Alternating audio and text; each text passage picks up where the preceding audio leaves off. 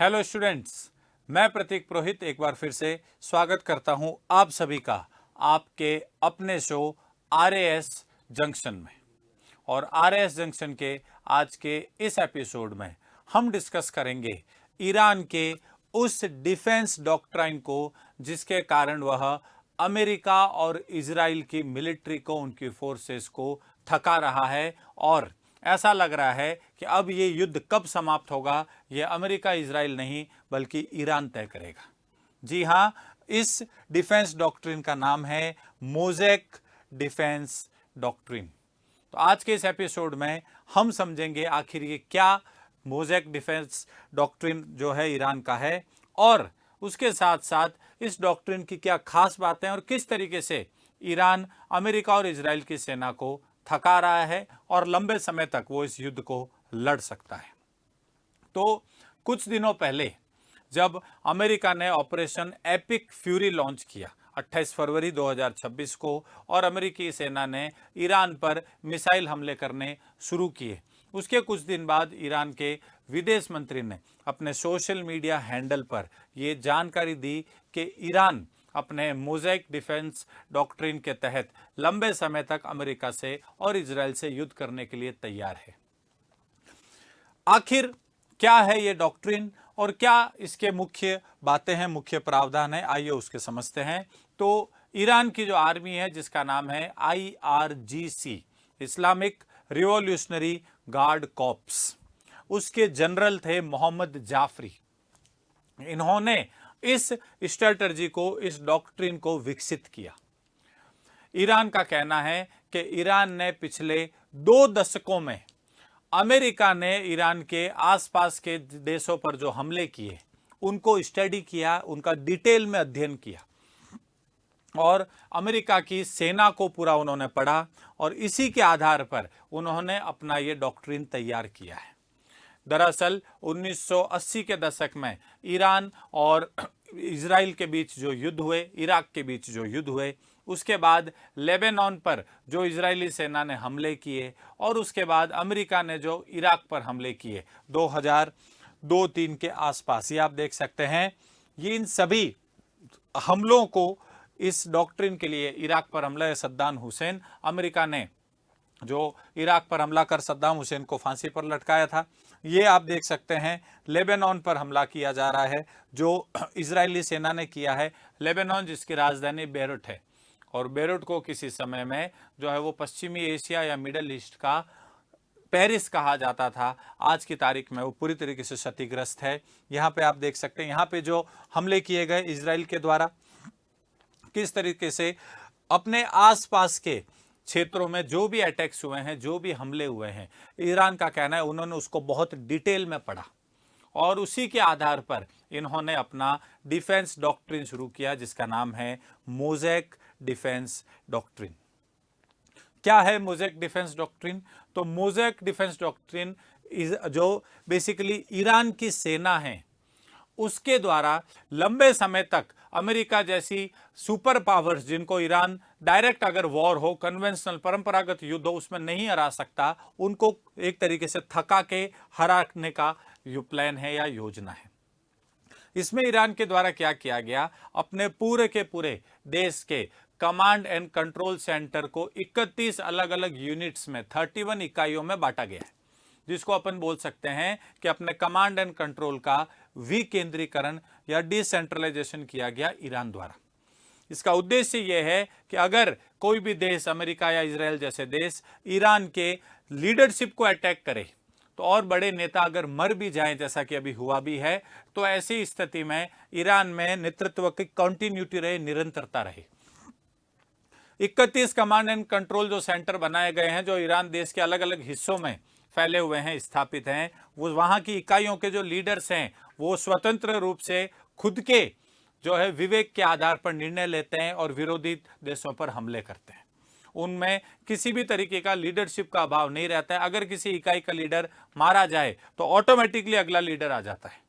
तो इसलिए ईरान को किस प्रकार से हराया जाए उसका अमेरिका के पास, इजराइल के पास अभी एट प्रेजेंट वर्तमान में कोई भी आंसर नहीं दिखाई दे रहा है। कमांड एंड कंट्रोल सेंटर का विकेंद्रीकरण किया गया, उसके साथ साथ इस डॉक्ट्रिन में अमेरिका की सेना की जो कमियां हैं, जो वीकनेस है, उसका अध्ययन किया गया, उसको स्टडी किया गया और उसके आधार पर ईरान, जो अमेरिका, इजराइल या जो भी विरोधी देश हैं, उनको आर्थिक रूप से खत्म करने की कोशिश करता है, इकोनॉमिकली उनको हराने की कोशिश करता है। इसका बेस्ट एग्जांपल अभी इस युद्ध में हम लोग देख रहे हैं, स्ट्रेट ऑफ हॉर्मुज़, जो हॉर्मुज़ जल संधि है उसको ईरान ने बंद कर दिया है, जिससे दुनिया में क्रूड ऑयल की कीमतों में लगातार बढ़ोतरी हो रही है। और अगर ये युद्ध जल्दी समाप्त नहीं हुआ तो ऐसी आशंका है कि क्रूड ऑयल की रेट $200 तक भी जा सकती है। तो इकोनॉमिकली हराएं और उसके साथ साथ विकेंद्रीकरण कर दें, ताकि विरोधी कोई भी अगर सेना है वो ईरान की लीडरशिप को खत्म करे तो लीडरशिप कंटिन्यू रहे। ऐसा ना हो कि ईरान में अगर सर्वोच्च नेता लीडरशिप को मार दिया जाए तो फिर वहां पता ही नहीं चले अगला नेता कौन है, और विरोधी सेना अपने किसी इंसान को ईरान का सुप्रीम लीडर या सर्वोच्च नेता घोषित कर दे। ये मोज़ेक डिफेंस डॉक्ट्रिन जो जनरल IRGC के मोहम्मद जाफरी द्वारा विकसित किया गया था, इसे सलामी स्लाइसिंग के नाम से भी जाना जाता है।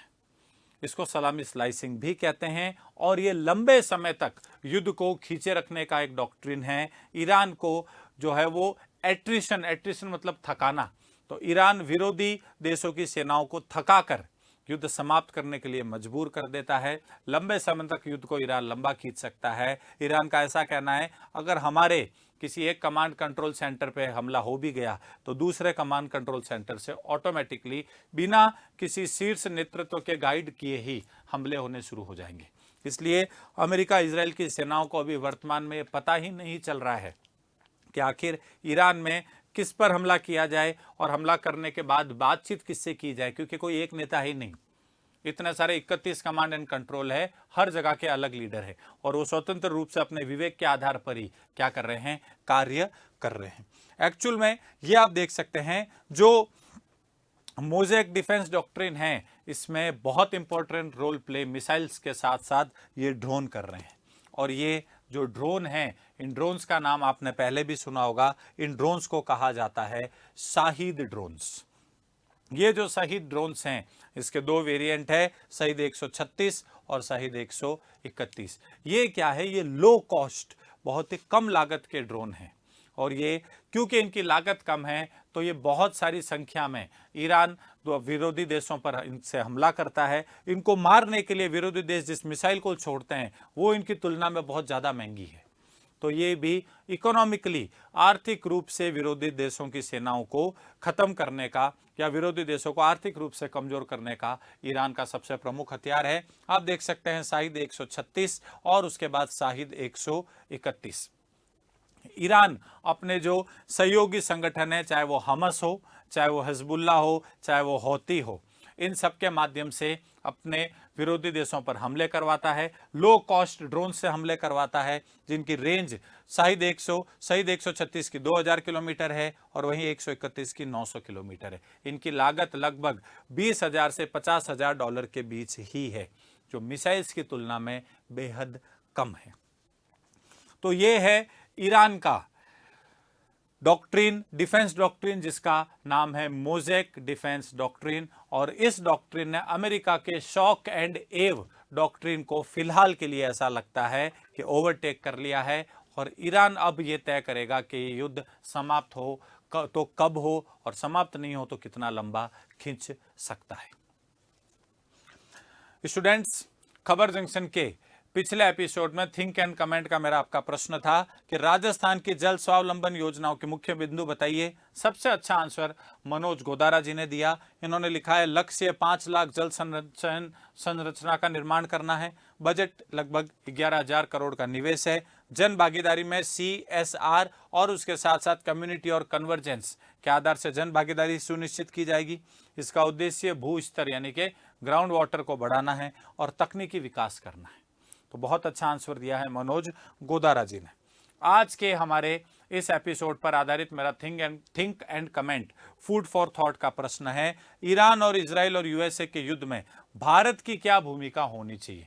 क्या भारत को एक तरीके से आइस ब्रेकर का रोल प्ले करना चाहिए, इस युद्ध को समाप्त करवाने में महत्वपूर्ण भूमिका निभानी चाहिए, या भारत एक स्पेक्टेटर बनके, दर्शक बनके देखता रहे। आपको 2 से 3 लाइनों में बताना है भारत को क्या करना चाहिए। जो आंसर मुझे सबसे प्रभावी लगा, सबसे अच्छा लगा, उसे मैं खबर आरएस जंक्शन के अगले एपिसोड में आपके नाम के साथ पढ़कर सुनाऊंगा। अगर स्टूडेंट्स आपको हमारी ये सीरीज आरएस जंक्शन पसंद आ रही है तो हमारे आरएस उत्कर्ष यूट्यूब चैनल को लाइक, शेयर और सब्सक्राइब जरूर करें। आज के एपिसोड में इतना ही। धन्यवाद।